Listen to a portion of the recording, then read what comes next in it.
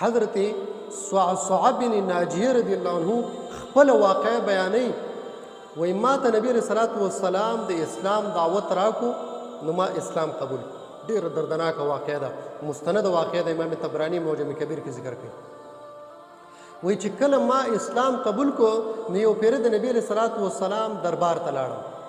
ورته مې وویل چې ای د الله رسوله د جاهلیت په دور کې چې مونږ کم نیک اعمال کړي دي آیا د هغې ثواب او د هغې نیکۍ به مونږ ته میلاوي نبی علیه الصلاة والسلام ورته وویل چې تا د جاهلیت په دور کې کمې نیکۍ کړي دي چې د هغې د ثواب امید لري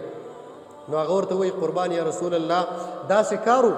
چې زما دوه اوښې ورکې شوې وې د 10 میاشتو پلار مې اوښې چې دا ډېرې قیمتي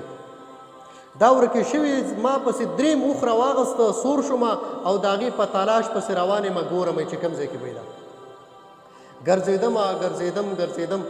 یو ځای ته ورسېدم زړه آبادي ده یو بوډا ناست دی او خواته چې ما وکتل زما هغه 2 اوښې هلته کې ولاړې دي نو په دې بوډا پسې رالم ورته مې وویل چې دا 2 اوښې زما دي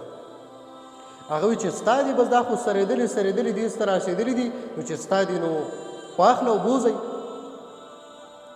وی په دې ټیم کې ماره یو څو کجور راکړي اوبه یې راکړي بس ما چې دا کجورې خوړې نو د یو ماشوم د ژړا اواز مې واورېد یو ماشوم دی جاړي دغه بوډا یو کس ته وایي چې ته لاړ شه معلومات وکړه چې جنۍ پیدا شوې ده او که نه هلک پیدا شوی ده وی ما دې بوډا ته وایي چې که جنۍ پیدا شوې نو بیا وی راته وایي که هلک پیدا شوی خو زما د قبیلې شان دی او زما مرتبه به اوچته کړي او که جنۍ پیدا شوي نو زه به په دې ځای کې اوس ژوندی ښخ کوم وی زما دا زړه نرم شو ما ورته وایي چې زه معلومات خو وکړئ چې کله معلومات وکړو واپس راغې نو هغه قاصد ورته وایي چې جنۍ پیدا شوې ده نو بس وایي دی وایي چې زه به اوس دا ژوندی په دې ساعت په دې ځای کې په ځمکه کې دفن کوم وی زما د زړه باندې مې یو بل شان کیفیت راغی او دا زړه مې ډېر نرم شو سره د دې نه چې لا اسلام مې نه دی راوړی ما ورته وویل چې دغه ماشومه ماله راکړه او د دې په بدله کې دا کم 2 اوښې چې زما دي دا ستا شو وی هغه راته وایي چې نه دا په دې کوم اوښ چې راغلی دا اوښ په هم را سره راکړې نو هله به یې درله درکړم وی ما ورته وایي چې زما ته دا منظوره ده خو زما سره یو کس ولېږه چې کور ته لاړ شم او واپس به دا اوښ تا نه م راولېږم نو دا 3 اوښان مې ورکړه د هغې نه وروستو چې هغه ماشومه ما رالویه کړه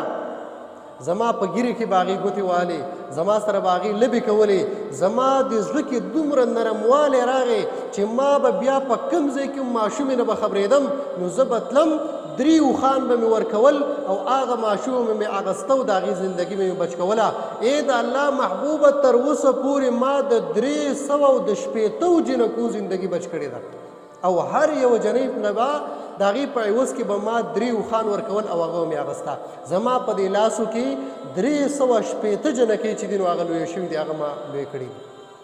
وایي د الله محبوبه سوال مې دا دی چې د دې اجر او د دې نیکۍ ثواب به ما له الله جل جلاله راکوي که نه دا عمل خو ما د جاهلیت په دور کې کړی دی نبی علیه الصلاة والسلام په سترګو کې اوښکې راغلې ځان ته یې رانږدې که ښکلې که ورته وایي ای زما صحابي همدا خو د دې بدله ده که نه همدا خو د دې هغه ثواب دی چې الله جل جلاله تا ته ایمان در نصیب کو زما صحابي جوړ کړي د دې وجه همدا ده او د آخرت ثواب خو ستا دی خو د هغې دومره ثواب و چې الله ستا زړه د ایمان دپاره روښانه که او تا ته هدایت درکړي